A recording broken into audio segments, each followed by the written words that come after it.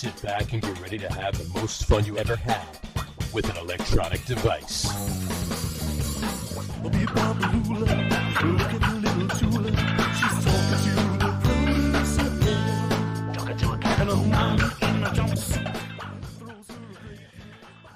right, everybody, welcome out to the Get On With It Sports Show. It is Wednesday, August the 7th, 2024. Jersey Johnny coming at you with you, as always, is none of them, Mr. RadioPete and Mr. Harry Lug Nutz. Say hello, gentlemen.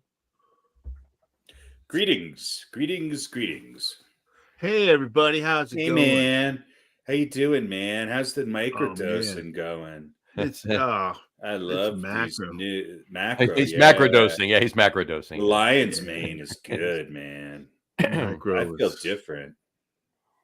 I am different. We all are different. It almost makes me, forget about Brian Cashman's inadequacy. Come on, Jess Chisholm is the greatest pickup the Yankees have made in years. Now, hold on. Now, how many people? How many times? First, I think he home runs the rest of the season. I think we need to do an over/under on how many times an announcer is going to call him Chaz Chisholm. No, at least many times more. Yeah. So, how many times do people call him, "Hey, fuckface, stop swinging at pitches in the dirt"? Well, would you would rather be called Chaz Chisholm or Jizz Chasm? Chaz Chisholm is a great name. He's got a jizzgasm. It's the ultimate porn star name. Yeah. All you need is a 12-inch cock, and you can call yourself Chaz. I like Jizz Chasm. Can you imagine? Jizz Chasm doesn't the quite. plate. That's Jizz Chasm. Jizz Chasm is more Yankee. That's a saxophone player who played with Dizzy Gillespie. Yeah. I love it. Anyway, moving right along. So how are the dog days of summer treating you two fine gentlemen? Hot as hell. We've had more 90-degree days this year, and we're hit 100. It's just too hot. It's too hot. Yeah. Too hot. Everywhere is hot. You got to run for cover. You got run for shade. And you got a win last night. Your Rockies. We did. I watched that game. I was actually kind of rooting for the Mets, but they just suck. Stunk it up. Yeah, they did. Yeah. Well, look. Here's the thing. They went from Anaheim to St. Louis back to Denver in 30 hours, and still. They were going to lose that game. I knew they were going to lose that game. Yeah, well, I was shocked. They came out pretty hot. Mm-hmm. But they just left too many men on base, which is, it's been their MO for how many years? But what are you going to do? Who knows? The New York teams are very good at leaving runners in scoring position. God. Yeah, that really sucks. But yeah, what are you going to do? I don't know. I don't know. What do I know? All right, we got a couple memes. Not as many as normal. Not as many as normal. Good. Not as many as normal. That was one of the things our Yelp reviewers were saying is less Asian food memes. There you go. They're just jealous. More over-unders. They're just jealous because they don't have their own podcast. They want to bring us down, man. Well, of course. Hey, man, I'll take some trolls. Why not? Whatever it takes. Whatever it takes. So we're going to start off with this one. It's a couple of things from TV. Like these are actual shots that were nothing's made up. This is actual shots from a TV broadcast. Okay, so these three. So this first one is in China. There was a diving duo, last name Long, last name Wang. So together they're Long Wang. Their brother. Their brother pole vaulted the other day. This guy used to be a pole vaulter. And he did it without his pole vault, without his pole. Yeah, we'll talk about him when we get to the Olympics. But Long Wang. I can't see what I see a 9, 2 9s, an 8.5, and an 8.3, maybe. Yeah, that's long. That's pretty long. There you go. So kudos to them. Kudos to Long Wang. There you go. All right, moving on to the next one. This one here is tropical timeline. Sunday night, 10 to 20 mile per hour wind gusts. Monday night, 20 to 30 mile per hour wind gusts. Monday night, 15 to 2,530 mile per hour wind gusts. That's a lot. That's pretty windy Monday night. But they're only going to get to 45 miles per hour. So yeah, who knows? Who knows what that is? And there's only a half an inch of rain. Yeah, of course it's only half an inch of rain because the wind's going to blow it away from there and not going to get any. Yeah, I mean, honestly, once you get much above 1,500, it really doesn't make a difference. Yeah, it really doesn't. You can't have the long wang all the time. You can't have long wang all the time. This is very true. I guess you can. Well, yeah, I mean, you could try. You could do your best. Yeah. But anyway, yeah. And to round it out with these quick 3 TV memes, if you will, is this 3. one number 3, Wichita. Thursday is going to be very, very hot in Wichita. Yeah. 400. Yeah. So it's gonna be 104 on Wednesday, and it's going all the way up to 400 degrees. Well, let's look at Wednesday though. Like, so what is that saying? It's gonna it's cloudy, sunny, and all hell is going to break. Cloudy, sunny, rainy, thunderstorms, 104 degrees, and I think there's and Dieselbob is going to come down. Hence the 400-degree day the next day. Right, exactly. But no rain or storms. It looks like molten lava coming from a giant coal. Right, exactly. Giant piece of coal. And look at the meteorologist there. He could definitely be Satan's minion. You think so? Yeah. He's been waiting for 35 years for this. Right. Yeah, Exactly. He's like, it's finally coming. Right. I've been on the right side all along. He also looks like he only has 4 fingers on his right hand. I think he only does. Character. He does have 4 fingers on his right hand. Yeah. He's got 3 fingers and a thumb. You're right. And then honestly, after that, like Friday, Saturday, Sunday, Monday, it's just it's beautiful. Who cares? Right. Who cares? But it's nice. It's nice weather. Comparable. Once it's 400 degrees, who cares what comes after that? Right. But my point is, if you get up to 400, 99 is going to feel relatively balmy. It is. It's going to feel great for all three living creatures that survived. Sure. Yeah. Right. That's my point. There's going to be 4 people left alive. Yeah. They'll have their pick of shorts and tank tops. Exactly. Right. Do whatever they want to do. There you go. All right. Well, to any of our listeners in Wichita, let us know how it went. Let us know how it goes tomorrow, please. Are we on in Wichita? I think we are on in Wichita. Okay. Yeah, we are. So please let us know. All right. Anyway. WKEP in Wichita, Kansas. Exactly. Cool dreams of Wichita. So my question to you, gents, is talking about the Olympics. Just jumping into the Olympics. Why the hell not? Because we're here. We're doing it. We're there. Mr. Pole vault himself. Okay. Yeah. I'm sure he's quite proud of that. Not of the flub and the pole vault, obviously, but the reason for the flub. The chub before the flub. Right, the chub before the flub. Why was he rock hard going into the pole? I guess he was excited. I mean, Well, I remember maybe a couple Olympics ago they were talking about they used like some ridiculous amount of condoms during the Olympics, like 15,000 condoms or something outrageous like that. So maybe that's something to like he should have used. Did they say what they used them for? I think protection. In other words, all the athletes were screwing each other. Oh, all right. Now you make sense. I thought they were using them like in their. No, they weren't making balloon animals out of them or anything. So there was a lot of sex going on at the Olympics. Was the point here? And I think now we know the reason why. This guy needed to get laid the night before so that he, wouldn't have a little. So we wouldn't have that incident. And wouldn't have to carry that second pole all the way down the runway. I think his cock was used as the balance beam at one point. Yeah. Well, he was due to be in the gymnastics event as a what's that? I couldn't even think of it. I had it. It's gone. Blew the joke. The horse. Yeah, but what does they call it? Pommel horse. Pommel horse. It's going to be a pommel horse. Yeah. Thank you. Yeah. All right. Enough of that. But no. On that note, though, and this is absolutely true. He has gotten several calls from porn sites.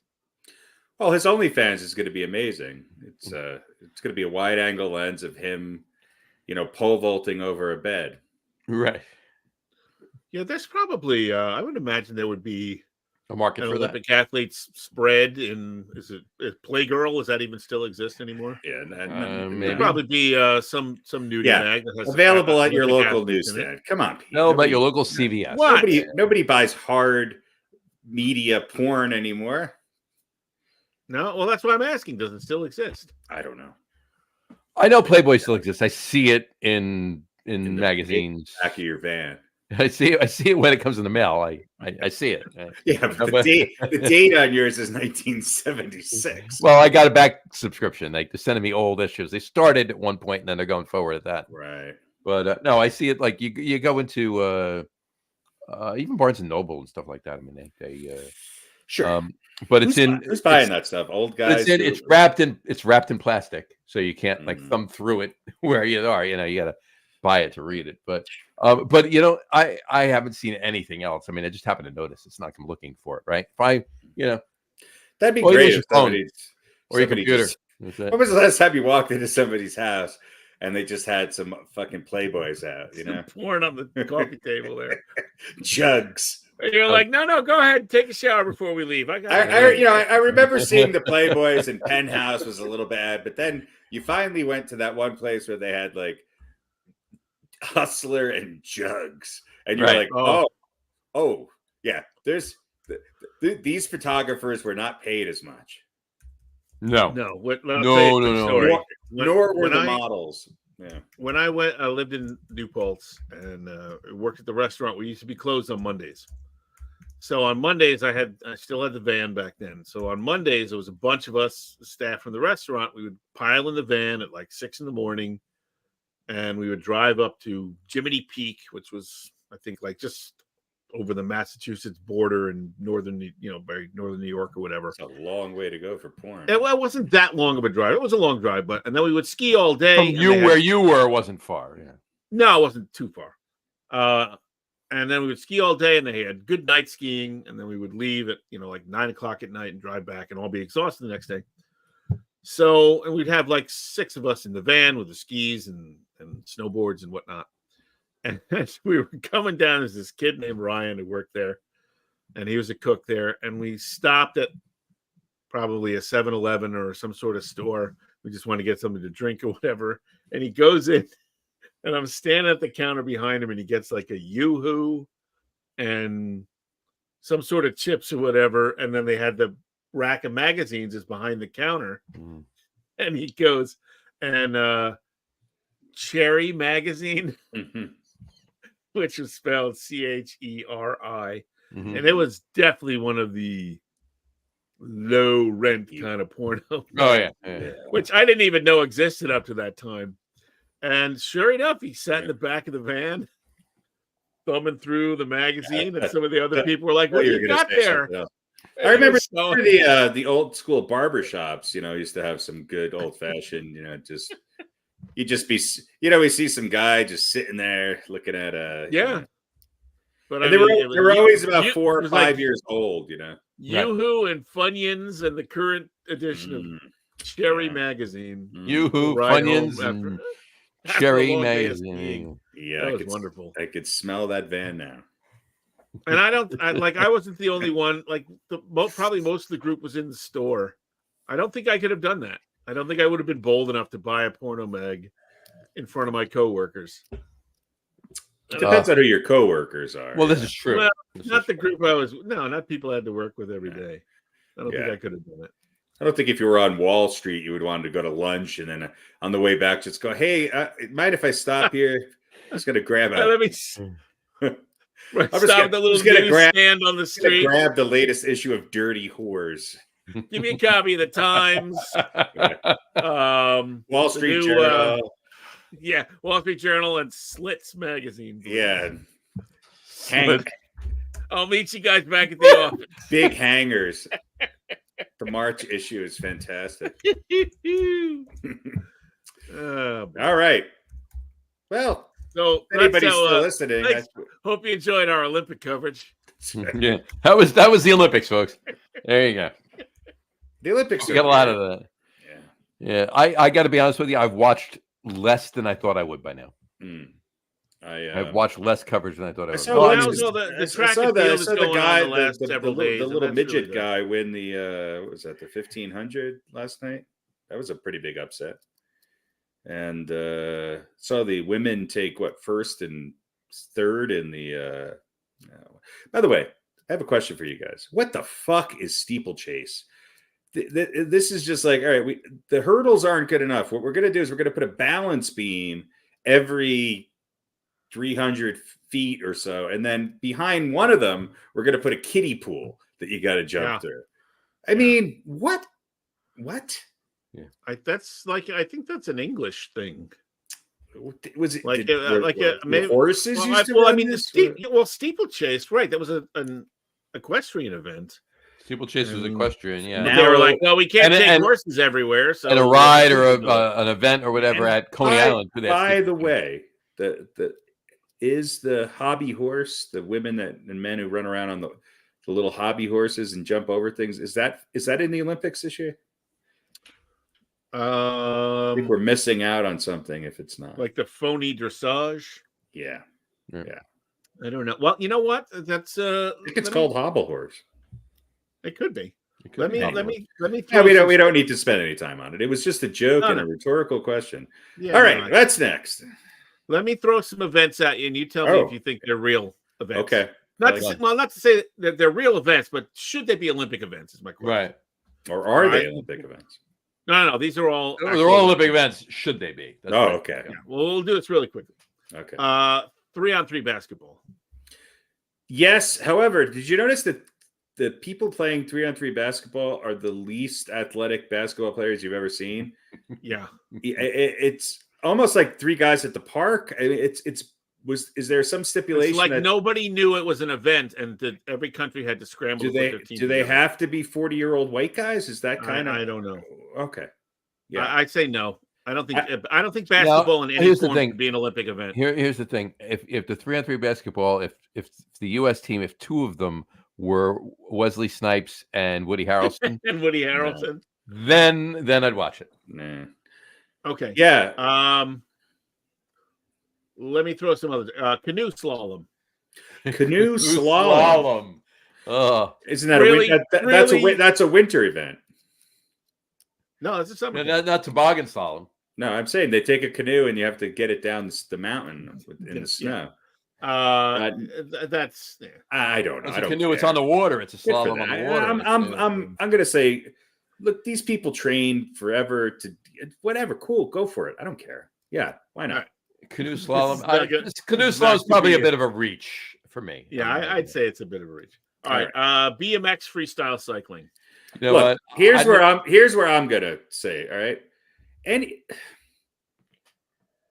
Anybody who looks like some rat that came down an alley, and I don't think any of this shit should be in the Olympics. Right. If you're riding a BMX bike or a skateboard, it should not be in the fucking Olympics.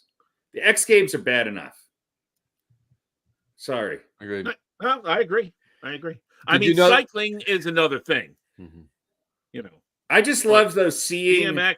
I love seeing like skateboarders from like Denmark who are dressed like, 1983 skate punks from Southern California. I love that there's not only is it a sport, but there's a look that you have to go along with it. Right. Yeah. Everybody looks like Avril Lavigne. It's fantastic. All right. Golf. Well, that's weird, right? Look. Why? No. Yeah. I'm just no. No. So should tennis be in the Olympics? No, it shouldn't. I like both of them. Tennis shouldn't. Golf shouldn't. I like both. Shouldn't. Yeah, maybe you're right. Would I care if they weren't? No. But it's how they got to play it, right? It's where they play it. It's not. It doesn't. It's a. Yeah, I just no. I mean, you can make like is there football in the Winter Olympics or you know what I mean? Right. Exactly. There will be. There will be. Mm-hmm. The problem is there's not enough teams in other countries to compete against. Basketball didn't exist forever in the Olympics. When it did, it was amateur. So let me ask you this. Tennis, basketball, golf, if it was if it was back to where only the amateurs could play, would you be all right with that? Basketball, I would be. Golf, no. Tennis, no. Okay. But yes, Yeah, basketball, amateur basketball is a traditional. So you only want sports that do not have professional leagues to be allowed in the Olympics. No, I don't care if it has How about hockey? Professional league. Why is hockey all right? Because of Mike Ruzioni. Well, but that was again. That goes to my point of prior to the pros playing. How about women's soccer? How about men's soccer? Prior to the pros. How about soccer? How about? No, not really. I don't think so. Yeah. So it should just really be biathlon and track and field. No, not necessarily. I mean, track and field, swimming, water polo, volleyball, beach volleyball, gymnastics.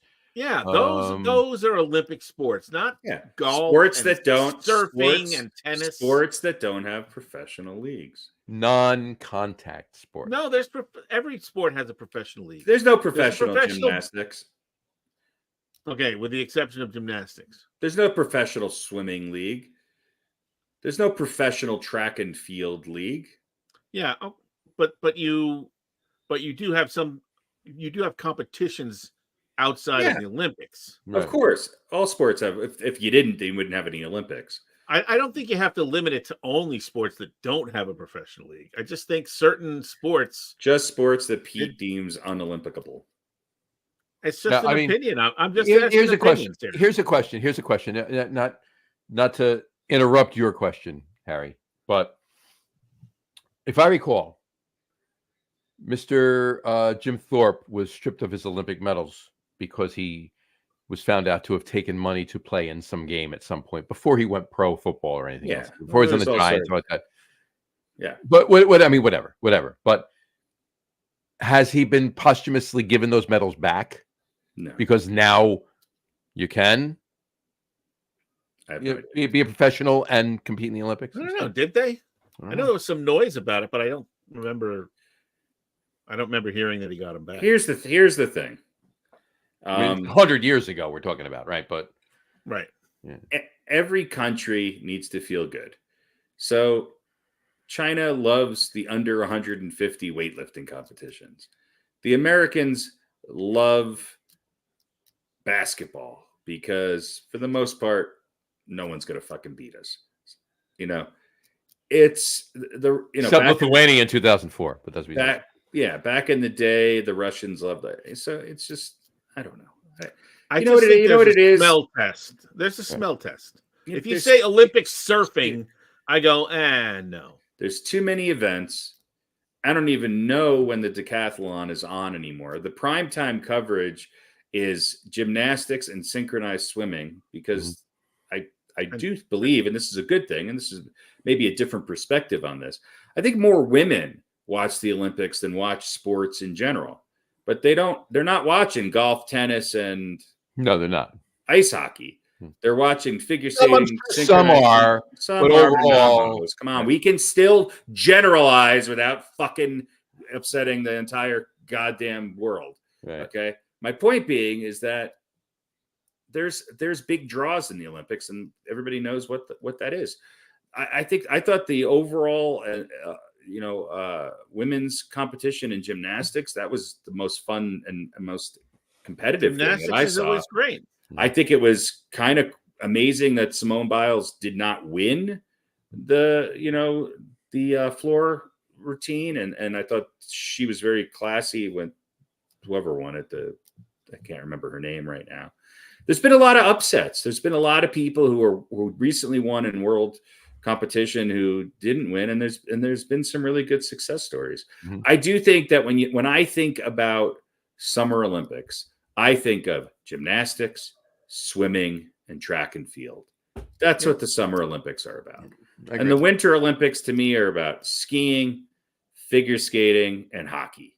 Mm-hmm. Those are the big draws. And toboggan and luge. Like I said. Yeah. I think people will watch those. So you don't like curling? Do I like curling? When you're at the gym, you like it, right? I like it better than the game fucking doughy white men play at the breweries. That's now on ESPN every Sunday morning. What is it called? Fucking shithole or something? Cornhole. Yeah, there cornhole. You go. Yeah, that'll probably be a test event next year or next Olympics.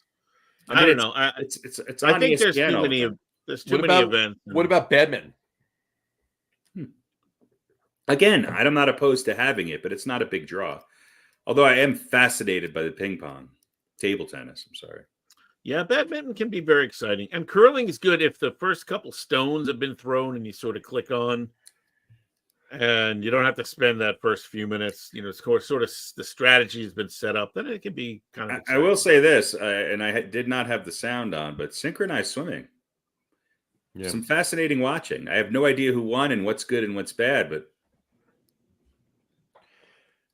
I agree. You know what I like to do? I like to watch synchronized swimming with the sound off and Ozzy on. Yeah, I thought you were going to say I like to watch it with the sound off in my Cherry magazine. Well, Hey, that's called a fallback, ladies and gentlemen. I will say this, though. I have talked about, and look, every generation thinks theirs is the greatest in sports. Right? No, I don't think but I always feel like ours was. Nah, the generation before us was. That's true. Those guys who played in the 70s and 60s were way better than the people who played in the 80s and 90s.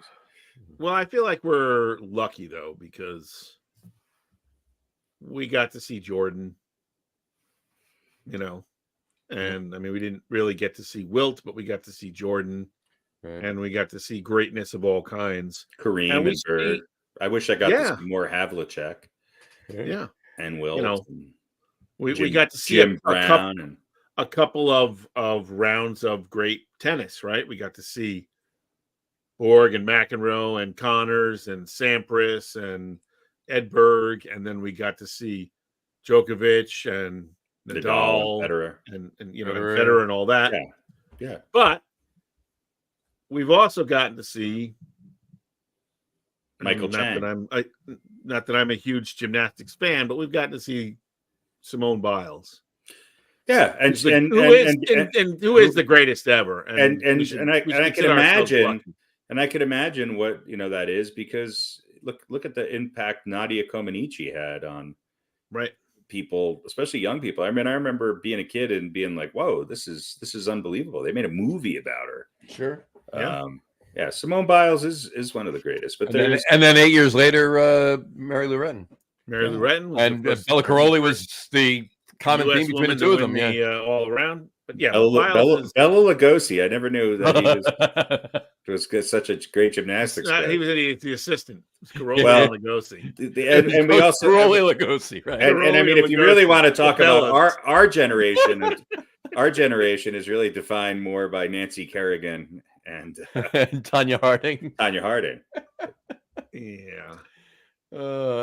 We should consider ourselves fortunate that we get to witness the career of Simone Biles in its entirety. Right. I mean, Carl. But skateboarding is not an Olympic event. Yeah. Look, those guys are really talented. Sure. I just, no one's disputing that. I'm just, where does it stop? That's the question. When is the big wheel? I mean, if you really want to make the Olympics interesting, then we should have a demolition derby. Not a bad idea. I mean, how about jousting on bicycles? Yeah, absolutely. Yeah, absolutely. I would probably watch that. Yeah. But USA's kicking ass. Of course, you can combine the BMX and the pole vault into jousting on bicycles. Ooh, yeah. Or lawn darts. Combine BMX and lawn darts. Where's the lawn darts when you need them?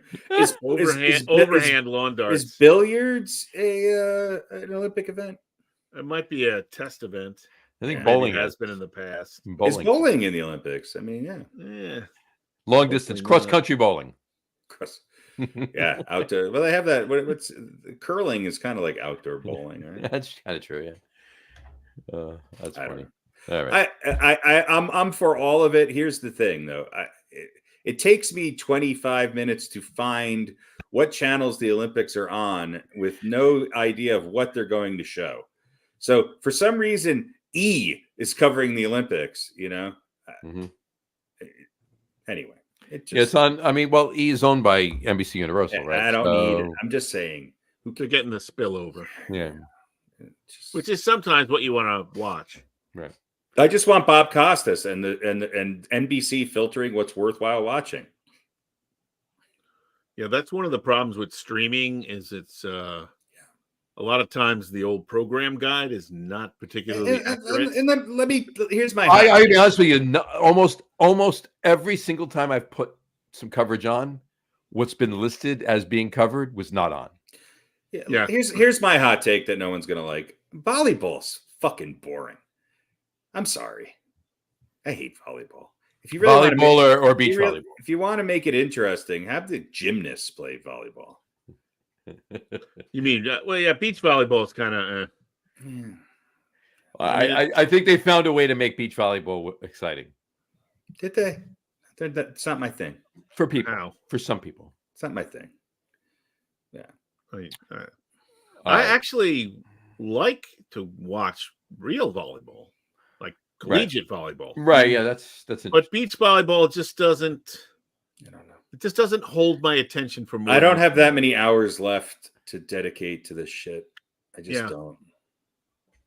Because most of the points are over pretty quickly. I want to spend my time watching Clay Holmes blow. That's the problem with volleyball. Back to whichever one of you said it, I forget, but to whichever one of yours point, the ping pong. Holy shit! Wow. I mean, why are they talking to the ball? Are these the kids of Mark Fidrich? What's going on? It's insanely fast. Except the serve. You ever notice the serve is like really weak and kind of weird, and then all of a sudden, because it's crazy. Spinning and some crazy. Yeah. Like ping pong is one of those things that probably everyone has done at one point or another, right? And you've had friends that were really good. They had a ping pong table growing up, and they were really good, and you were hanging out in their basement, and everybody was playing, and or you'd go to the rec center and play a little bit. But to do what those people do, but imagine if the amount of time spent and the dedication to represent. It's insane. I think we should send Gronk to represent the U.S. in ping pong. Imagine that. Now I can't get that image out of my mind. He would just smash it. It would hit some guy in the eye, and exactly. I win. But I mean, we have also Gronk win. Boxing's in the Olympics, right? Do we have the other stuff? The MMA bullshit. MMA. No, MMA is not in the Olympics. Is it MMA? It's MMA, yeah. MMA, yeah. Man Meat Associates or something. Man Meat Associates. Yeah. Mixed martial arts. Yeah, whatever. I mean, is that in the Olympics? I don't know. No. Boxing is, all right. Boxing is, yeah. And can the pros box in the Olympics? No, I don't think so. Olympic boxing has traditionally been a stepping stone to the pros. Mm-hmm. Well, I mean, so is basketball. So is a lot of things. Well, but that's different. In other words, because back when basketball was an amateur sport, it was generally the older players in the game or the best players in the college. It was college kids going. Yeah. Did you know that boxing, if you won an Olympic medal, you were going pro. Right. Judo and karate, isn't that it? Did you know that badminton was an Olympic sport before beach volleyball was? Yeah, sure, that makes sense. Yeah. Mm-hmm. Well, again, badminton, that's the same type of thing. Yeah, probably it was a very regal. The kings and queens are playing it. No, but everybody's played it at some point. Maybe probably many people have. Maybe not the kids today, but in our generation, you probably played badminton at some point. I couldn't wait to wake up and go down. I couldn't wait to wake up and go down the street and do the steeplechase. But to do what those guys do, No. rackets, You did the steeplechase on your way down the block to play badminton. badminton. Exactly. But to do what those guys do, that's you could never do that. How come stickball is not an Olympic event? Come on. We used to play badminton in gym in high school. We did. I want stickball. And how about hot dog eating? Come on. It's volleyball and gym in high school was good. Actually, dodgeball. Why isn't dodgeball an Olympic event? There you go. It's on the Ocho. Well, it should be an Olympic event. All right, that's enough of enough Olympics. Fuck the Olympics. All right. Right,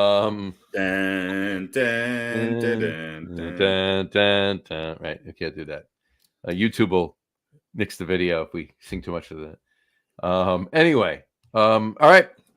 How about baseball? How about them? How do we feel at this point in the season for our Hold teams on. and all teams? Let me interrupt you there. Oh, geez, interrupt, please. How about get the theme ready? How about we do a little "Are They for Real" first? All right, baseball version. Baseball version before Go everything Before that I ask you guys gets answered. If that's what you want to do. Yeah. What is real? What is real? How do you define real? If you're talking about what you can feel, what you can smell, what you can taste and see, then real is simply electrical signals interpreted by your brain. Pretty sure none of that's real. You're not real. For real, for real, for real. Yeah. Are you for real? For real? For real? For real? Are they for real? What is real? All right. Are They for Real Baseball Edition? I'm going to throw some mini races at you. That is to say, could be for division titles, perhaps. It could be for wild card, something like that. Sure. And I want you to tell me, this is the post-trade deadline. Are they for real? I'll give you two teams. I'll give you a number of two-team races, and you tell me which ones. Which race is real, or which team is real? No. Which of these? This context is which of these two-team races or mini races is going to come down to the wire. That's what being for real. Okay, means. all right. Which one's coming down to the wire? All right. And I'll give you several choices here. Give it to us. First up, Yankees and Orioles. Mm-hmm. Most likely for a division. Will it come down to the wire? Is it for real? Yeah. We're going to go with Minnesota and Kansas City. Most likely not for a division title, but perhaps for a wild card, or perhaps just for second place in the Central. Mm-hmm. We're going to go with Houston and the Mariners. Mm-hmm. By the way, somebody on this podcast, when Houston was still in the shitter, said, "Look out, the Astros are going to win the West." I don't know who that was, but it was you. I think that was yeah, it was somebody. We're also gonna give you Cardinals and the Pirates. Mm-hmm. Currently battling it out for second place in the Central. Yep. And if it was last week, I would have said the Dodgers and the Padres. Mm-hmm. But I think the Dodgers are going to get healthy and run away with it, or not necessarily run away with it, but win big. So we'll go Diamondbacks, who, by the way, they're also on a rise. Had the best record in baseball in July. Did the Arizona Diamondbacks? Well, they went to the World Diamondbacks. Series. Went to the World Series. Padres. Yeah. So Arizona, San Diego, St. Louis, and Pittsburgh. Mm-hmm. Seattle and Houston. Mm-hmm. Minnesota, Kansas City, and the Yankees and Orioles. There you go. Which of those mini races are going down to the wire? Yankees and Orioles are going down to the wire. Twins and Royals for that position, and it depends on exactly what transpires. I don't think Minnesota. I don't think either of them are challenging the Guardians by any means. No, that's not what it's about. Which one of them is going to be better, or is that? I'll tell you what. They're the two. Are we comparing them to each other, or just taking five individual? No, to each other. Which race is this race going to be real? I say yes, it will be, and I'll tell you what. They're the two scariest teams that you might have to play in the first round. Minnesota and Kansas City. Yeah. Yeah. Agreed. Yeah, I mean, they're, you know what? I mean, clearly picking two teams in each of the 5 of the 6 divisions, and we know why you stayed away from the NL East. Thank you. But Well, the Braves and Mets are kind of battling each other. I thought about it, but All right. So yeah, I All right, mean, so wait, Harry, you think Yankees and Orioles going to come down to the wire? yeah. Well, we could go through this quicker. Yeah. Yes on the American League East. Yes on the Central. If you want my opinion on the West, I think Houston wins by at least 3 games over Seattle. I don't know if that means it's going to stay tight, but I think Houston pulls ahead and wins that division. I think the battle in that division, when it's all said and done, will be between Seattle and Texas for second place in a wild card spot. You know what? I hear what you're saying, and it wouldn't shock me if that were the case. But I really believe Seattle is still going to keep pressing on and challenging Houston for number 1. I do too.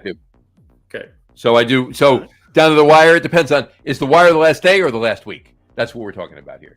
So yes, that's coming down to the wire. Yeah, is it going to be close with? It's going to be a race. A few days left. Are we still looking at this race for each of these in the last few days? St. Louis and the Pirates. I've been waiting all year for the Cardinals to kind of become the Cardinals that we always know. I do think that these two teams are both really mediocre. So I do think that they'll both be around 500 by the end of the year. Yeah, I agree with that. So is that race for who's better than the other one? Not necessarily the wild card, just I mean, both of these teams could be battling it out for who's better than the other one at the last day of the season, but have nothing to do after that. Yeah, right. Exactly. They're probably not going to catch Milwaukee. They could be battling it out for a wild card. They could be battling it out for who's better than the other. Just bragging rights for second in the NL Central. Yeah, there's not going to be much movement there. I don't think there's going to be much movement. I think they're both going to be right around 500. I agree with Harry. They're going to both be right around 500. It wouldn't shock me if Pittsburgh's, a game or two better than St. Louis, but it's probably going to be St. Louis a game or two better than Pittsburgh. There you go. And then finally, Diamondbacks, Padres. Diamondbacks are on a tear. They are. They're right now. Because of their July, they're currently the best team in baseball, right? So, could also does it to fall apart too? Right? Does it continue? Who knows? Time will tell. Clearly, I'm not saying anything that anybody doesn't know, but the Padres are right there too. I think this one goes. I think this was probably, of all 5 of these, decided sooner than the others, but still pushing the last week and a half of the season. We're still looking at what they could be. So there you go. Harry? Sure. Yeah. You concur? I think they're both, looking. I mean, the Padres are 12-3, right? Since the All-Star break. The Yankees are 10-6. Right. So that's kind of, I think, a better indicator of what's going on. I have no idea what the Diamondbacks records is because they don't have it on this what I'm looking at right now. But I think that they're both going to be right there. They're both good teams. I mean, it was only we were waiting for the Diamondbacks to get back to where they should be. Right. So, John, you're saying all 5 are going to be close. Harry, you think 4, with the exception of you think Houston is going to be. Yeah. All right. So let's look at the end of the season. We'll see how far these teams are apart. Yeah, please. Let's keep note of it. All right. I got it written down. Works for me. And that's it. And that's it. That's Are They For Real? That's Are They For Real? Awesome. Cool. And just in time. Look at that. That's perfect. How about that? Look at that. Let me throw a couple quick things at you. Go for it. I don't know if you guys know this, but the Red Sox, I don't think it was both this year, but maybe in consecutive years, not sure, drafted the son of one David Ortiz, as well as the son of one Manny Ramirez. Is that right? I did not Yes, know that. they are both in the organization. Hopefully, they're both as good as the son of LeBron James. So, but will they? And ironically, their names are Manny Ortiz and David Ramirez. David Ramirez. David Poppy Ramirez. David Poppy Ramirez.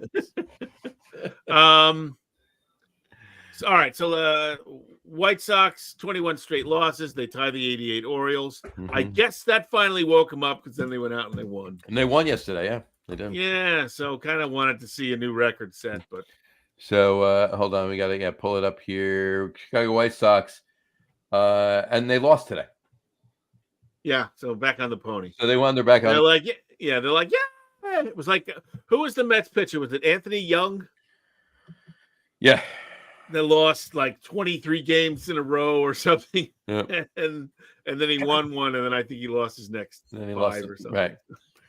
So Yeah. This Chicago White Sox team is going to beat the 62 Mets as the all-time worst team. yeah, they're abysmal. Yeah, I mean they have to really they have less than 2 months to win 12 more games, and they've had over 4 months and they've only won 28 games. So yeah, I don't it's going to be close, but yeah. So I mean, and that Mets team only played what 160, right? So it was they were 40 and 120. Yeah. Yeah. So yeah, well, we'll see. We'll keep an eye on that as well. It's another milestone for them to shoot for. Mm-hmm. And last thing I got, I think, that's the trade deadline. A guy who did not get traded. Don't know if you heard the story of Garrett Crochet from the aforementioned White Sox, who is. I hear he makes nice blankets. Maybe. I knew that was coming. You knew it was coming. I had to say it. I was gonna. Yeah. 6-8 with a 3.19 ERA and a WHIP just over 1, which is not bad for being on a terrible team. It's not bad for being on that team. No, and there was trade talk that he was going here, he was going there, and he said to the White Sox, "If you trade me, you better let the other team know I won't pitch unless I get a contract extension, and then I won't pitch in the postseason." And he did not get traded.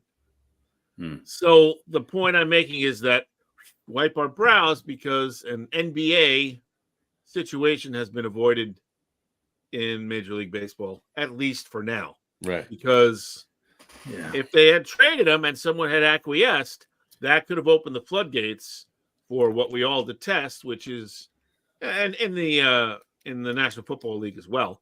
Right. Which is players dictating where they go, who their coaches are. Right. You know what my response to him in the offseason would be for a new contract? Go fuck yourself. Yeah. Oh, yeah. Yeah. Goodbye. We don't need you. We're going to be terrible. We're going to be with or without you. So. Without your 6-8 record. But I just wanted to bring that up. So kudos to every other team in Major League Baseball. There are guys who are dying. Do you know what Todd Helton would have given for another chance to play in the postseason? I mean, there are guys that are begging to be traded so that they can have that elusive chance of playing in the World Series. Right. And this guy's just like, yeah, I'm not going to pitch, even though it's in my contract until I get an extension. Well, you know what? Go out there and win a couple games in the postseason. And you're going to be paid a lot of money because even mediocre pitchers get paid a lot of money. Yeah. Right. And he would be traded or would have been traded to a team that is either expected or certainly hoping to get just to that next little level to where they would get to the postseason. Right. Yeah. Right. Exactly. So that's the reason he would go somewhere, is to help a team get over that hump. He would have been a much better starter than what the Yankees rolled out in Game 2 tonight. Yeah, right. Great. Yeah, imagine he could have a lot of teams he could have helped. He's a perfect sign for Brian Cashman.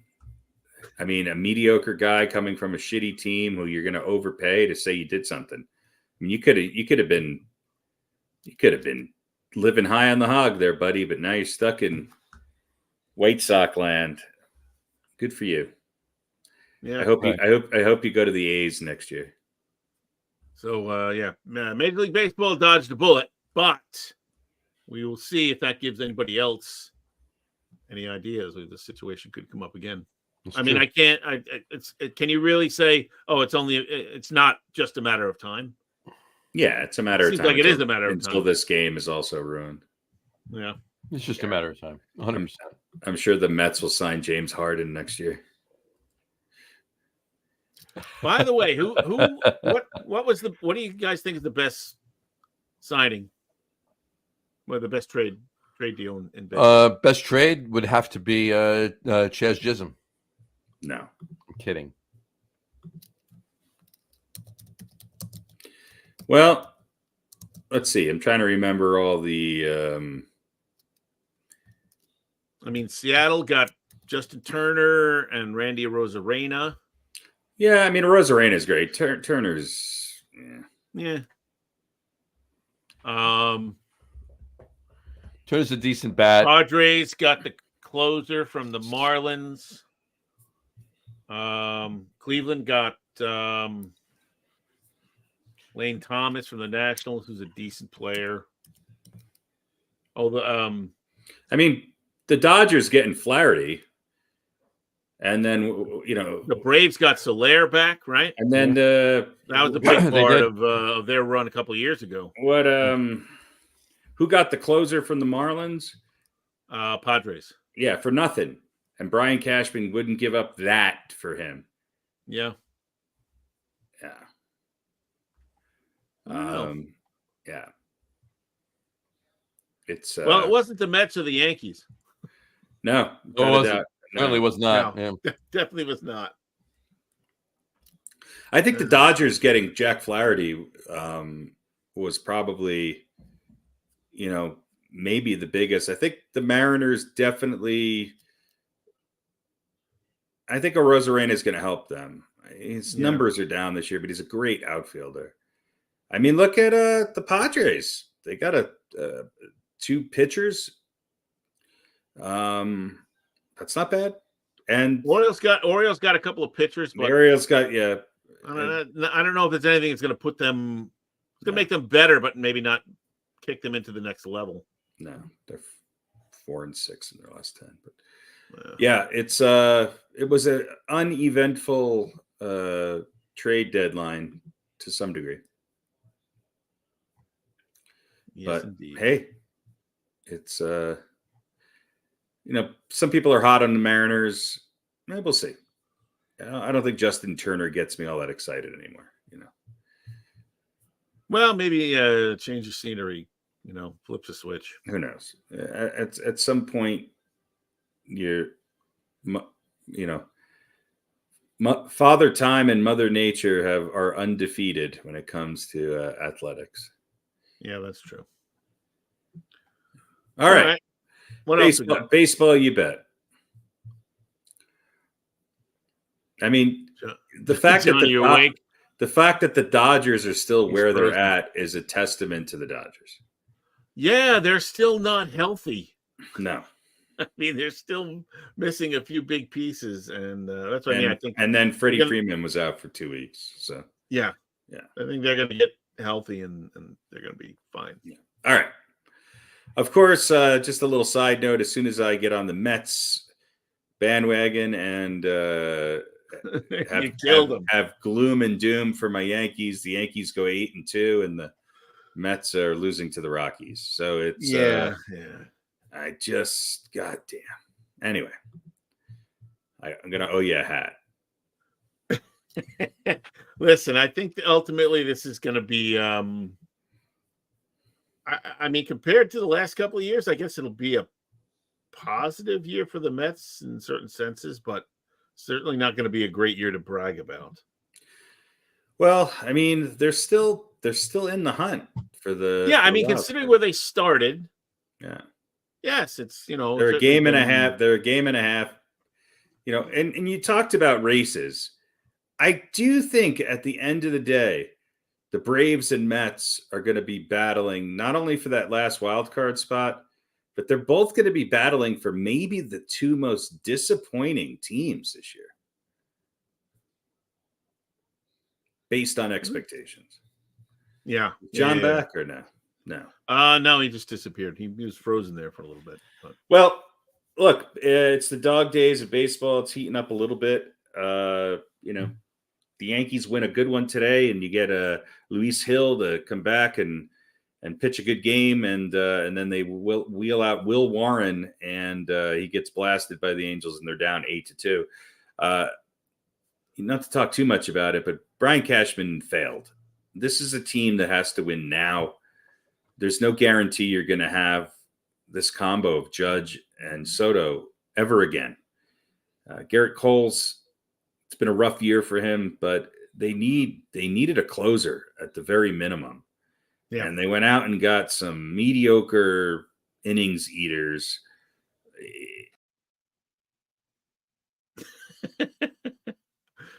And there he goes. Well, I agree with everything you just said there, John. Hi, everybody. It's the Get On With It podcast. And I guess John and Harry have bailed out a little bit early. We were talking some baseball and talking about the Mets and the Yankees and the trade deadline and how he was the forever Yankee fan, Harry, talking about Brian Cashman and how he is woefully inadequate for the job. And as we have been saying for a couple of years, or as Harry has been saying, at least for the last couple of years, Cashman has to go. And I kind of agree with him. I don't know how he keeps his job. But I would say on the positive side, if you're a Yankee fan, their pitching staff has to get better. These guys are just too good. They can't be this bad for this long. But yes, they could have used a closer, and Clay Holmes is definitely not the answer. And they did get some innings eaters, which is good when you're heading into the dog days of summer and you're getting towards the end of the season, and you at least, maybe want to keep some of those arms in the bullpen fresh. But you've got to they've got to get a little bit of help on the back end of that bullpen if they want to have, and of course their starting pitching has just got to be better, and we'll see if that happens. Let me write a little note to Harry here. Well, come on back in, because he got bumped. I don't know what happened to John. Johnny froze up on us. And so now it's just me. And I predicted the Mets. Listen, I'm Dr. Gloom and Doom, and I predicted the Mets would never win anything as long as Steve Cohen is the owner. So far, I'm right. But hopefully not right forever. And Mets are disappointing, as we were saying, based on what we all thought they were going to do this year. But positive in that they got off to a horrific start, and then really turned things around with a really nice month and a half or so, almost 2 months. And, got back in it again. They're only a game or so out of the wild card. But if they don't get at least into the playoffs and do something other than get swept, then you have to say it's a disappointing season for the Mets. No, that's right. Harry can't come back in because John is the host and has to put him back in. So I'm just going to put some question marks in the chat box. Beautiful. Let me see if anybody's got any comments. Oh, Dave Burns watching from Cedar Hill, Texas. Hi, Dave. Welcome aboard. That was at 9:18. All right, so hopefully I haven't driven you away in the last 4 minutes since it's been just me. Because I don't really do a good show solo. Yeah, not much else to say in baseball. Hey, listen, Oakland's only 20 games under 500, so not necessarily making a surprise run this year. At this point for baseball, given where the Mets are, I'm kind of like what is today? Today is the 7th, so I'll see you in about 3 weeks, baseball. when we get to September, then I will start paying more attention and look at where some of these races are and what some of these teams have done in the past month. But until then, it's just kind of, let's just cruise on autopilot here and see what happens. It should be the time, actually, probably when I'm paying more attention to baseball, because there's not a whole lot going on elsewise. But we do have football and training camp, and we have the Hall of Fame game was last week, I guess, with whoever, Chicago and whoever, and so that is starting up again. Oh, hey, welcome back, guys. Good to see you. Howdy. We can't hear Johnny. you. Can't hear you, Johnny. Can't hear you. Yeah, you got no volume. All right, folks. Until next week. Have a wonderful. We're both frantically texting John. Can't hear you. Can you hear me, Pete? I can hear you fine. Can you hear me? We'll just have. Yeah, I can hear you. Keep talking in the back. Yeah. We can't hear you. Just keep talking. We can't hear you. No. You sound like you're underwater. All right. What else do we have? Let's see what else we got for you. Do we have an over-under? Do we have any football? Is there any football you'd like to discuss? No, not really.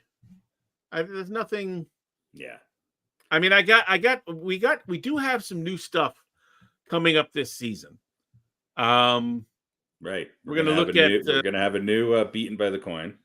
Yes. There will be no coin though in this. Oh, good. Oh, so no, there will be a coin. Sorry, there will be a coin. There will be. Okay. Because we, God forbid, we have to do a new song. No, yeah, that's true. That's probably why. It was really just a math thing. Yeah. So I think we're probably going to do the big football show on the 4th of September, because the Thursday the 5th is opening day. So, but I think in 2 weeks I will reveal the format of our picks this season.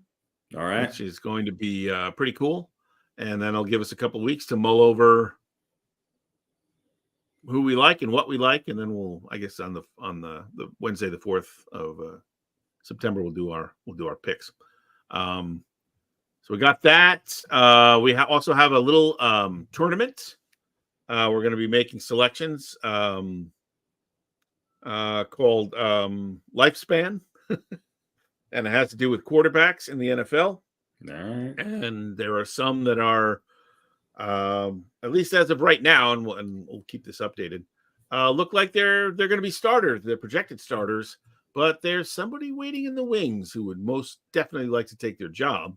So we're going to have a little tournament and see who lasts the longest. Oh, so yeah.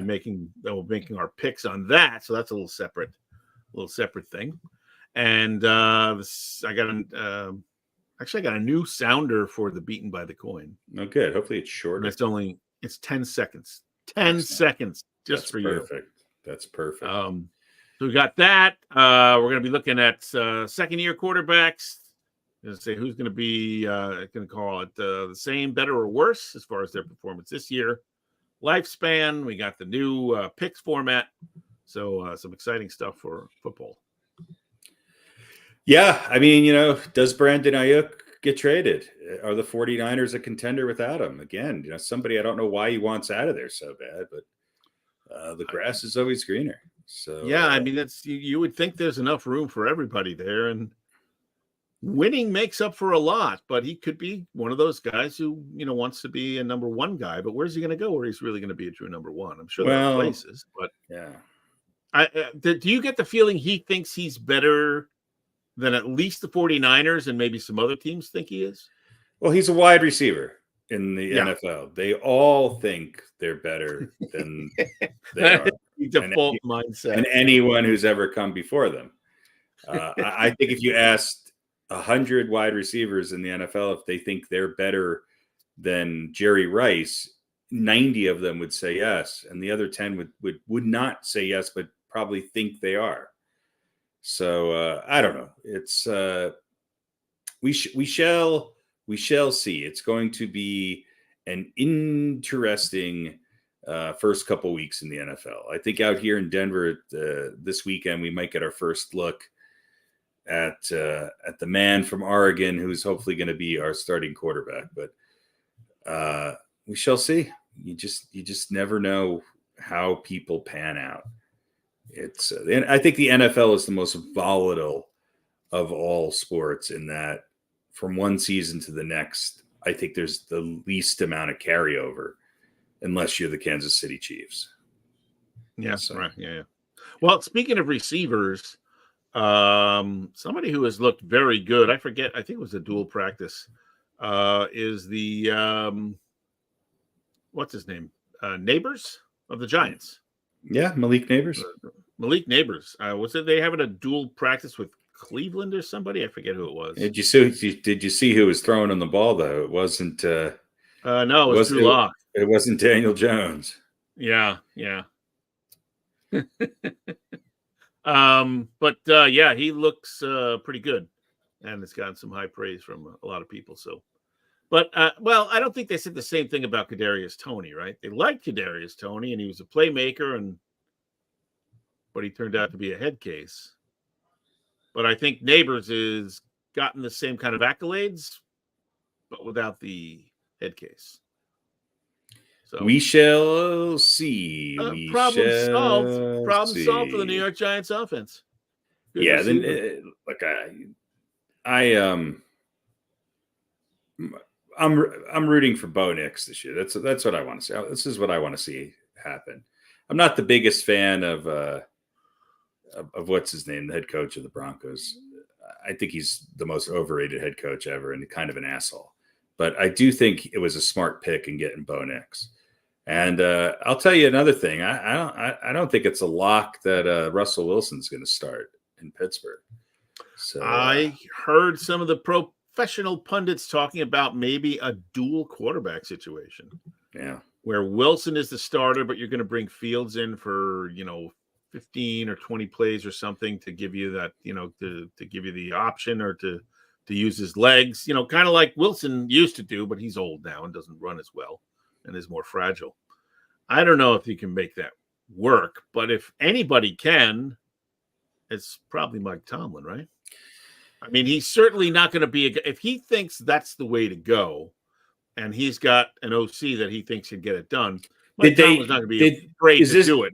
Is this just the press and the idiots that are on ESPN making shit up, or did we actually hear this from Tomlin himself? No, I don't think we heard it.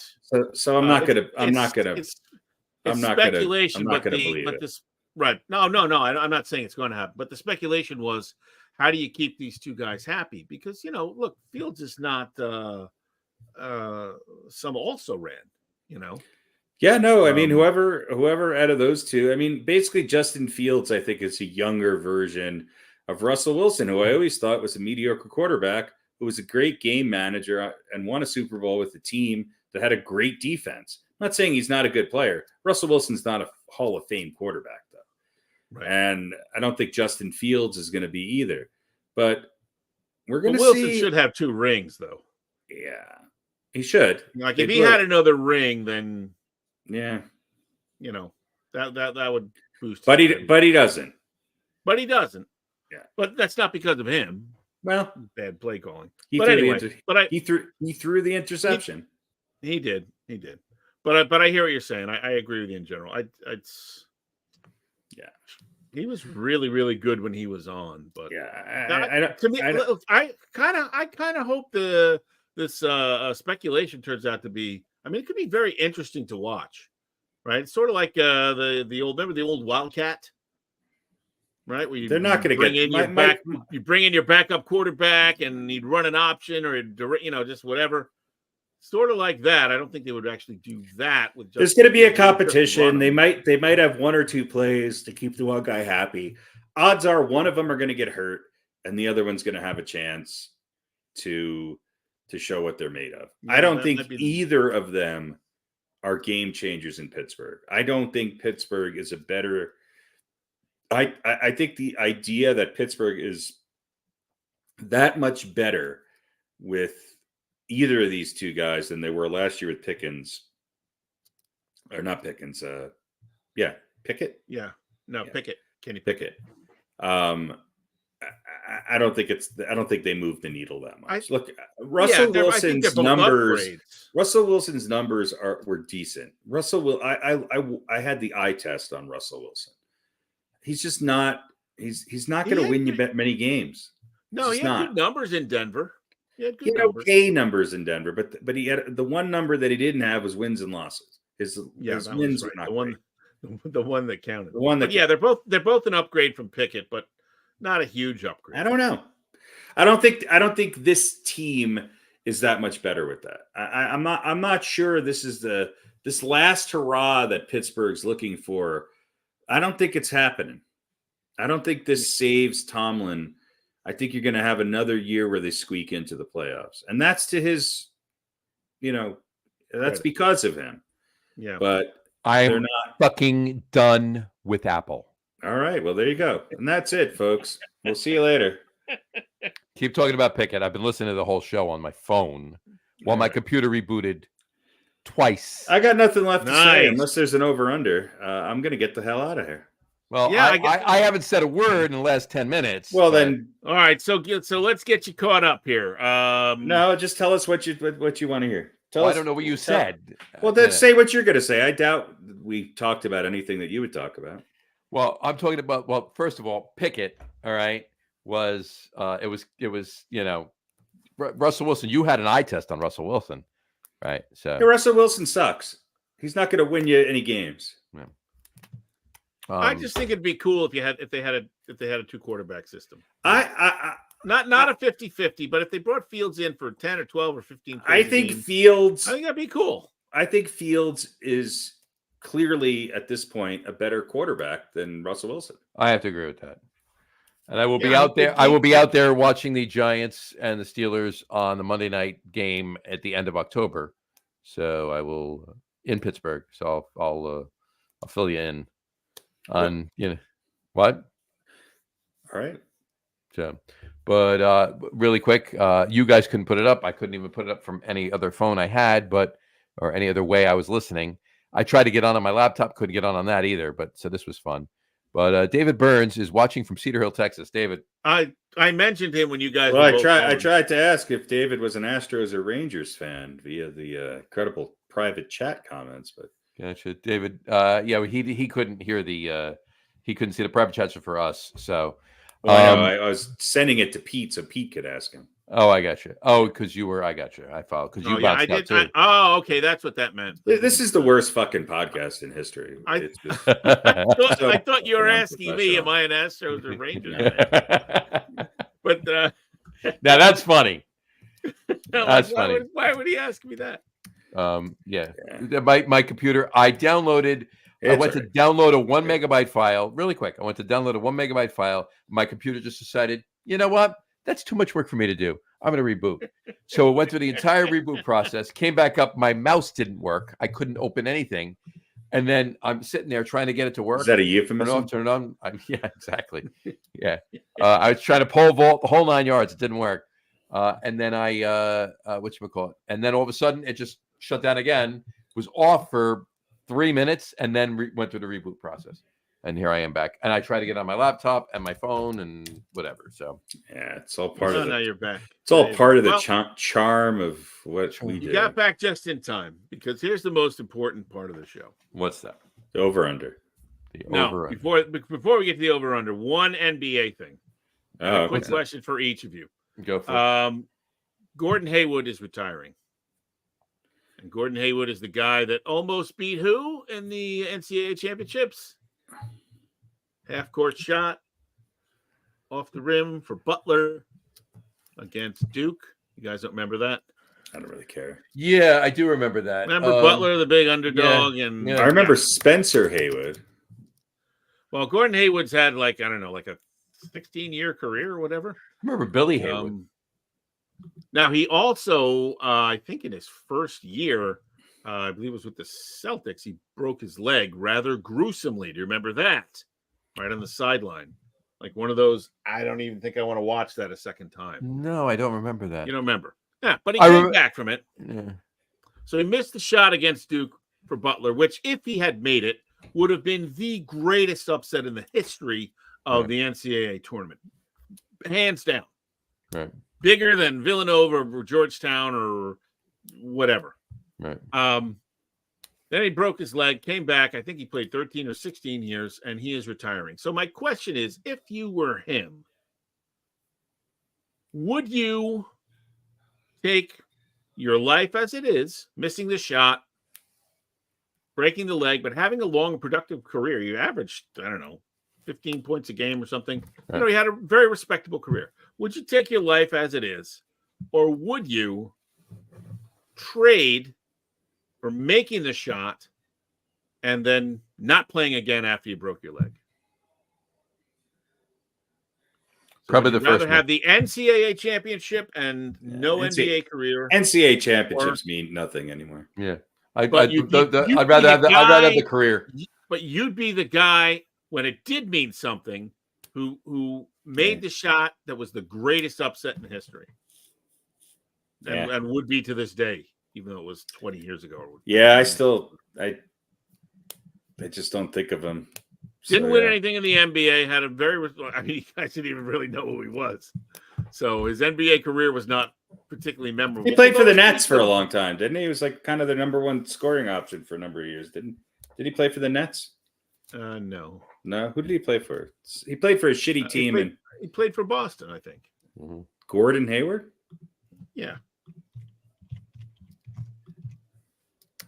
What years are we talking? He just retired, so Hayward, not Haywood. Oh, yeah, Hayward, the goofy white guy. Who the fuck cares?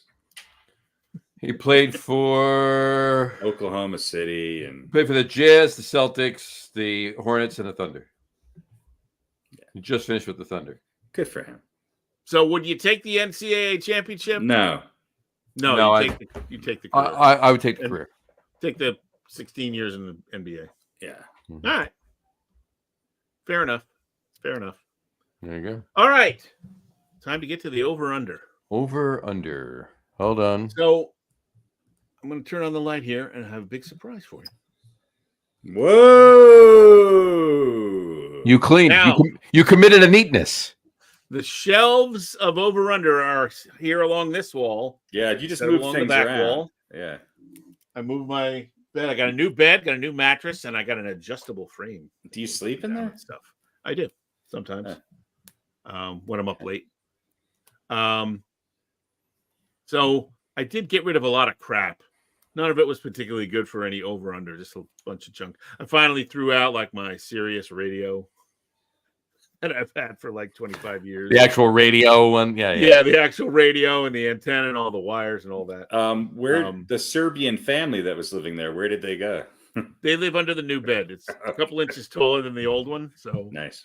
And I put. I think I remember when you got that radio. That's how long. That's how old it is. Yeah, a guy used to work with a Cablevision. He gave me his old radio, and he's like, "Yeah, here, see how it works. See how you like it." And it was weird because he never canceled the subscription, but I still got all the channels. There you go. Well, I used it. Was great for trips up to Canada when I would drive overnight. Everybody in the car was asleep. I would have the satellite radio. So anyway, and I put a map of the world up on the wall there too. I see that.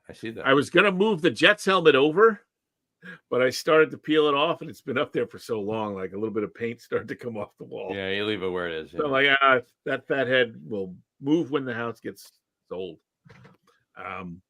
So still a lot of stuff around, and I did move the electronic drums out of the room temporarily. I don't really think there's enough. There were electronic drums in there somewhere? They were buried in the pile back there. Jesus Christ.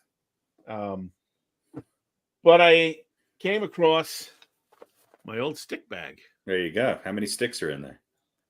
That's the question. Is that the question? There's a little tear here.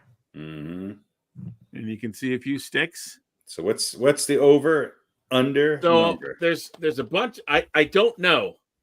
I have not played the drums in probably a dozen years or so. It's okay. So I'm not sure how many are in it. There's a bunch of sticks, and we're doing it over under, and you're not counting. I'll count it up. There can't be that many, so I can count afterwards. But I don't know. So what's the number? There's a bunch of sticks, and I'm pretty sure there's a pair of brushes in here as well. Brushes don't count. So they don't count. Okay. So brushes can count. Include the brushes. Fuck the brushes. Want me to kill the brushes? This ain't a jazz show. All right. Well, the brushes are out of the mix. All right, out of the mix. If it's, I'll say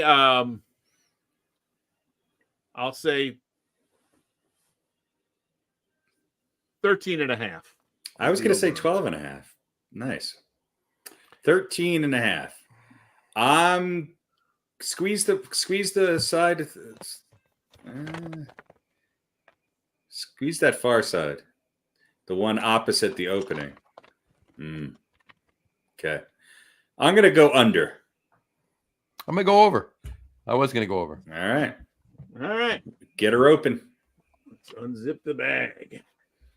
Dun, dun, dun, dun. Dun, dun. Oh, baby. Hopefully you didn't hide. All right. So we got 2, 4, 6, 8, 10, 12. The brushes. And 2 brushes makes 14. Fuck the brushes. I said the brushes don't count. Hey, I was almost right on. I said the over-under should have been 12 and a half. Yeah, that was a good call. And I got the booklet for my drum set, which is nice. Good. There you go. Hopefully there's nothing else in there that you hid 10 years ago. Probably a little something wrapped in tinfoil down in the pocket. I heard something vibrating. Yeah, the old Court. I don't know if you can read it. Court. I didn't even know they made things for drums. Well, there you go. Well, you mentioned the bass before. There you go. They're a rhythm section company. Yeah, they don't make drums, though. I don't think so. No. Do they? Maybe they made drumsticks for a while. Maybe they made drumsticks. Or they. Maybe. All right. You want to guess what kind of drumsticks they are? I'm going to go with. These just say 5A on them. 5A. Yeah. So who is the? Yeah, they're all about. So who's the maker? I don't know. I'll give you a hint. All right. It is a music store. Sam Ash. There we go. All right. Yeah, so these are all. So they just branded the cheap, stick. Yep, cheap sticks. And it's funny. I got one pair of little tiny nubs, and then the rest are big nubs. There you go. Some of mine reminds me of my ex-girlfriend. Big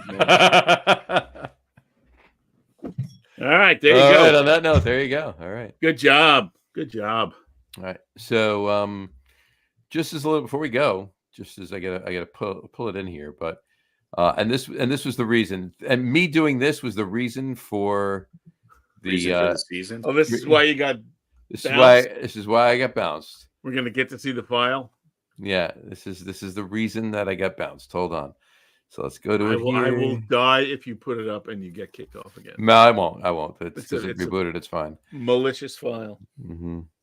Yeah, well, if it is, it didn't even finish. Never mind. Can't.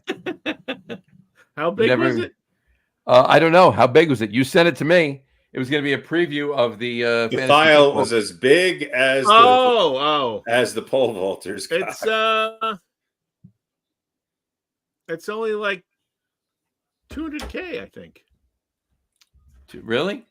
Yeah. All right. Well, let's just do it from here. Hold on. It's not very big. All right, folks. Well, until next time, you can find us on Stitcher, Geezer, Geeker, Beeper, Squeaker, Squeaker, OnlyFans, Squandler, Squandler, Squeedler. Hold on. Stitcher, Beecher. Hold on. I should have done it from this way in the first place. And I did. We're not on that.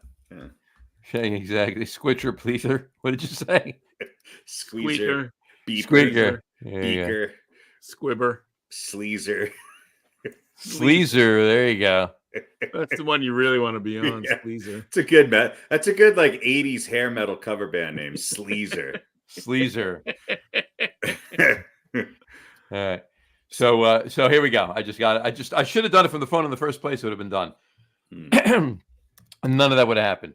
Here you go. So this is our brand new beaten by the coin, if you will, intro that Mr. Radio Pete has just done. Here we go. So we're going to intro it right now.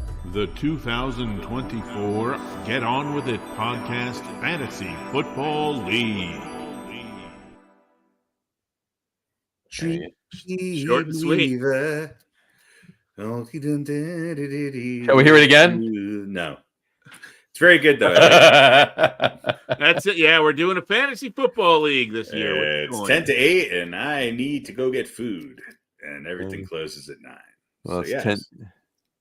There you go. Well, it's 10 to 10, and I need to eat dinner, which is downstairs already, so I can just eat that. Hey, now. Stop bragging. So wait, you're saying it's earlier in Denver? Somehow it is, yeah. I don't know why that happens. I don't know Weird. either. Odd. So anyway, all right. I think it's just somebody fucked up the clocks. I think that's what it is, really. I mean, everybody should be on the same time, and it just should be lighter or darker whenever you are. Sure, that'd be great. That'd be great as long as it's in your benefit, right? Right, exactly. Because God knows everything has to revolve around Eastern Standard Time. Well, no, it can. Vary it though. Vary it though. Like 1 month it can be Eastern Standard Time. 1 month it can be like Pacific. The next month it can be Greenwich Mean Time. You know, it doesn't matter. So give everybody a chance to get screwed up. Eastern Standard Time is the most important time zone in the world. No, it's not. Yes, it is. Yeah, especially you live in Long Island. That should be like six years behind the rest of the East Coast, with the exception of the Hamptons, just lumped in with Manhattan. Yeah. and Montauk. Don't forget Montauk. Yeah, sorry. Yeah. I don't know. That's 3 years behind. Hey, last time I was in Montauk, I was drinking a beer with Pete. So there you go. So. Is that a Billy Joel song? Last time in Montauk. And the last time I was in Montauk, I was in the place where we were drinking a beer. Oh, were you? Not like a month later or so. There you go. I was like, geez, I'm out here again. I've been out here in a month, 20 years. And now within a month, I'm here. A month or twice. If I lived in Long Island, I would start every day. I'd get in my car and put on Uptown Girl just to. Well, actually, if you're in Montauk, you put on just to make my hangover really bad. Billy Joel, you want to put Downeaster Alexa on in Montauk. So, oh God, yeah. Down syndrome. What? Downeaster Alexa. Because he's on the Downeaster Alexa. That's pretty much it. Right? Exactly. So. Right in, yeah. All right. Any parting shots? Is that the model car that Billy Joel was driving when the fifth time he ran it off the road? And the Downeaster Alexa? Yeah. It was a Downeaster Alexis. Downeaster Alexis. Down Canyon Lexus. Was it a car or was it a motorcycle that he ran off the road? No, definitely a car. That guy can't ride a motorcycle. He would have been dead if it was a motorcycle. More anyway. It was like 5 or 6 times, right? He was. Yeah, it's wild. Yeah, it's a few. Yeah. So, well, anyway, he's no Ted Kennedy. Yeah, he's a wild man. True. This is true. He's a wild man. Still going though, right? He doesn't go to Chappaquiddick. So still singing about meatballs at Madison Square Garden. No, the residency's over. But he's not done touring though, right? No, just the residency. No, he's still up. Yeah. Did you hear the really good news that Aerosmith had to quit? They're done. Yep. They're done. Thank God. Steven Steven Tyler is just 30 years. Is there a law? Yeah. They've reached their maximum. It was the only thing that the Congress agreed on this done this year was no more fucking Aerosmith. No more fucking Aerosmith. That's one thing that completely and truly bipartisan. America no agrees. More Aerosmith. Aerosmith has reached their quota and they're done. Yeah. Ragdoll, daddy's little baby. I mean, here's the thing. Hasn't it literally been like, what year is this? 2020.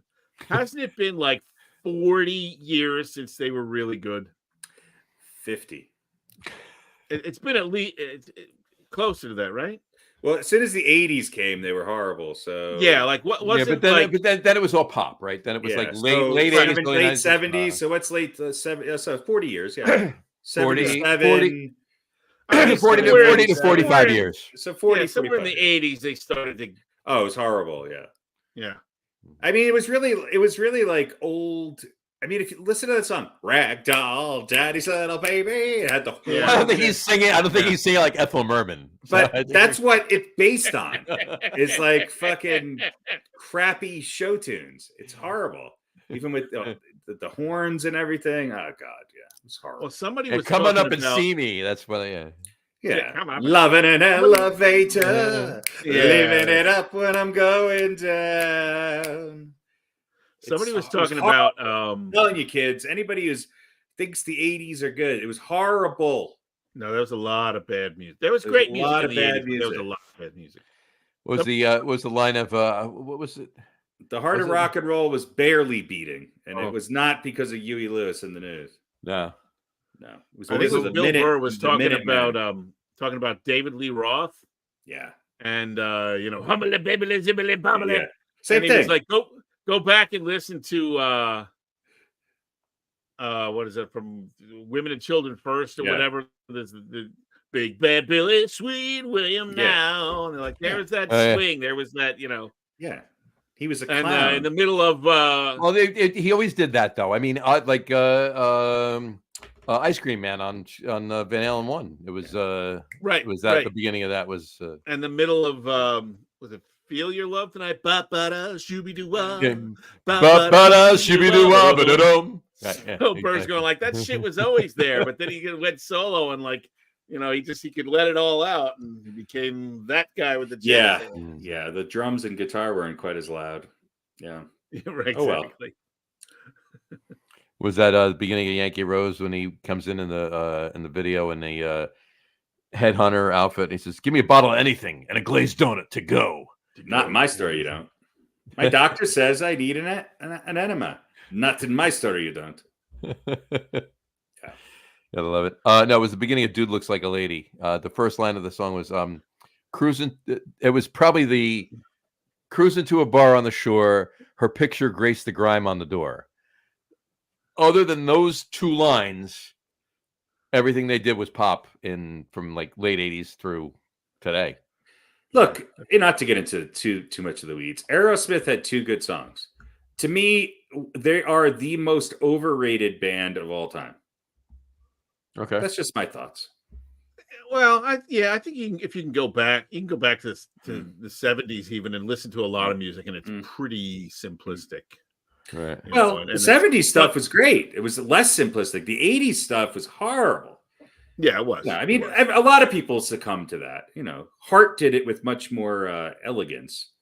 Yes. Yes. But they were a better band and had But better songs. you could still fall asleep at a concert, right? Oh yeah.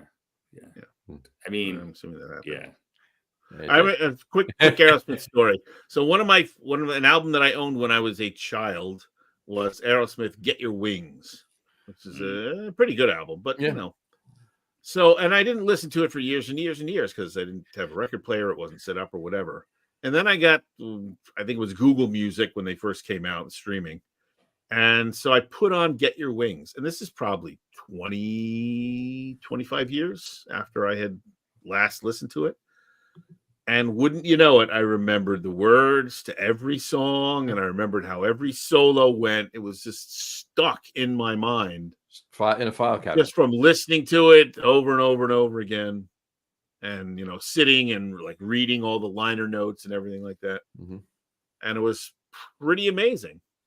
But I also noticed oh yeah, it's good, but I didn't think it was great rock and roll. No. Like the way Yeah. not the way I had when I was younger.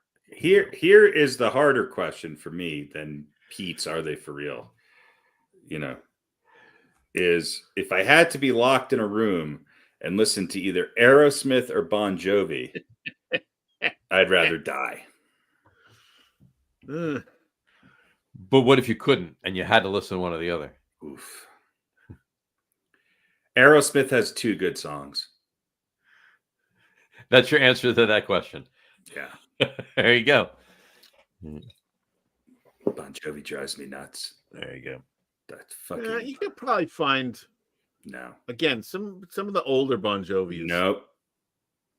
Now, social disease, you know. She's a little run. I'm fairly certain. Horrible. I'm fairly certain. Horrible fucking I'm keyboard. fairly certain. I remember playing "You Give Love a Bad Name" in one band that we were. Yeah, but it was horrible. No, And- I don't and know if any of their hits were Bush- really Bush good took that songs. bass line and made it into a better song. Yeah. So there you go. And I know I'm upsetting a lot of women from the 80s recovering from Aquanet syndrome because they. I'll tell you what, love though, Bon Bon Jovi Jay and was it was a Aerosmith. good concert. He put on a good show. Yeah, I like when he teabagged people, just kind of swinging through the crowd, teabagging your daughter and the forehead with his nuts. Goes out on that little trampoline, down, Yeah. down. A little further. Come on. A little more. Alec John Such didn't even know where he was. He was just fucking roaming around with his bass off. As he passed You by. could be a bass player in the 80s and never have to play anything. It was fantastic. It was interesting. That's for sure. Anyway, All right. Next time we'll talk about worst bands from the 80s. We'll talk about worst bands from the 80s because there are even worse bands from the 80s. But I want to leave you with one piece of homework. All right. Between now and the next show, you need to at least a dozen times listen to Haircut 100 Love Plus One. Haircut 100, by the way, their albums before that, pretty Mhm. good, pretty interesting, very weird. Mhm. I would much rather listen to Love Plus One than Tommy used to work on the docks. I'm a cowboy on a steel. He wrote this down. I'm a cowboy on a steel horse I ride. I'm wanted, dead or alive. Somebody wrote those lyrics. Mhm. He did. He got against horses. There you go. Apparently, Come that's on, what he said. man. Sometimes you tell the day by the bottle that you drink. If you really This is want to true. hear a great, if you really want to There's hear a times great, when you're great- alone, And all you do is all think. you do is you really want to hear a great band from New Jersey, go listen to Dramarama. On that note, Dramarama. folks, good night. Rama. Rama. Later. Nice, good band. Absolutely. Find them. Listen if you can find it. We'll talk more about it next week. On that note, we'll wrap up the show for today. We want to thank everybody for watching. For those of you just listening to the audio podcast, thank you for listening. Don't forget to visit our website, www.getonwithitpodcast.com. That's getonwithitpodcast.com. And please remember, like us and follow us on all of our social media, Facebook, Twitter, and Instagram. Just search for the Get On With It podcast. And, of course, all of our shows are available on YouTube as well on the Logger Room channel.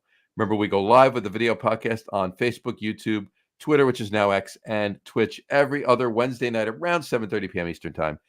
And for those of you who just want to listen to the audio podcast, you can do so on our audio host, Spreaker, as well as iHeartRadio, Apple Podcast, Spotify, Odyssey, Audible, Google Podcast, Amazon Music Podcast, TuneIn, Podcast Addict, CastBox, Deezer, Podchaser, Refonic, Greaser, any of those. Yeah. Pretty much anywhere you can find an audio podcast, you'll find the Get On With It podcast, sports podcast. And if you haven't done so already, please subscribe to one or more of those feeds, and you will never miss a show. Again, thanks for following along with us. Have a great rest of your week. Have a wonderful weekend. Watch the rest of the Olympics. Enjoy it. Enjoy these dog days of summer. We'll talk to you in a couple weeks, folks. Take care. Cheers. Speaking of bass players that can't play, if you could, would you like Quantum Leap back in time and just be like Kip Winger for a week and just have tons and tons of sex, get AIDS, and then like Quantum Leap out? Now, for the record, folks, as a disclaimer, no.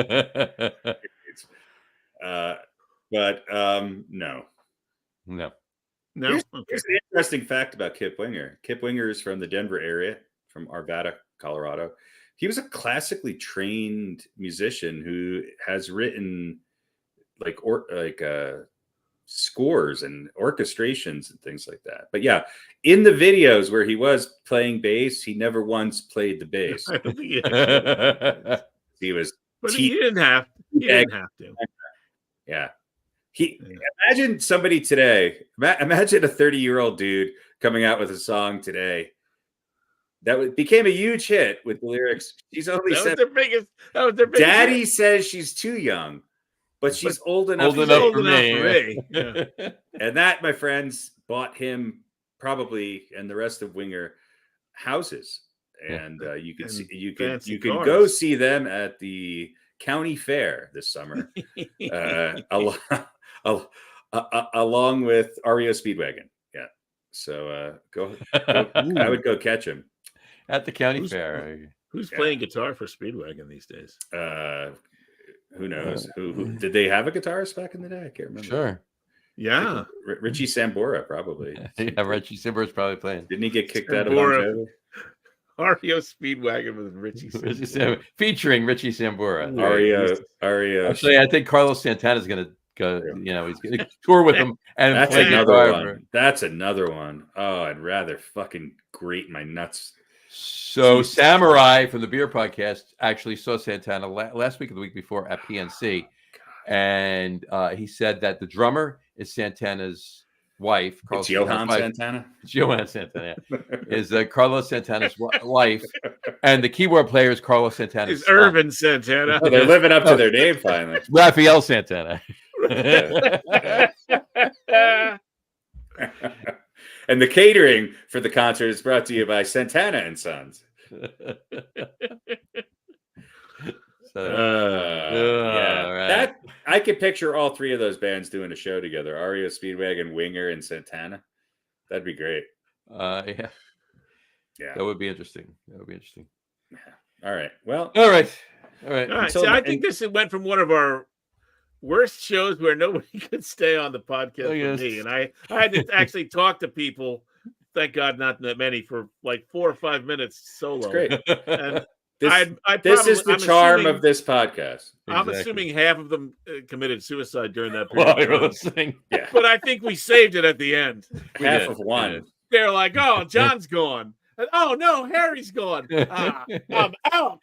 This is what we've always wanted. You should have had the big reveal. You should have turned the lights on. Should have taken your shirt off and turned the lights on and go. It just ran the scroll for your feed. I could have done a juicy. Our numbers would have fucking shot out of the roof. There you go. That we missed our opportunity. Yeah. We did. I mean, it would have been like we had the Huck Tug girl on as a guest. We should get her on the show. I'm sure we'll never have technical difficulties again. So no, we never will. No. Yeah. All right. All right. Good to see you guys. Yeah. Bye. See ya.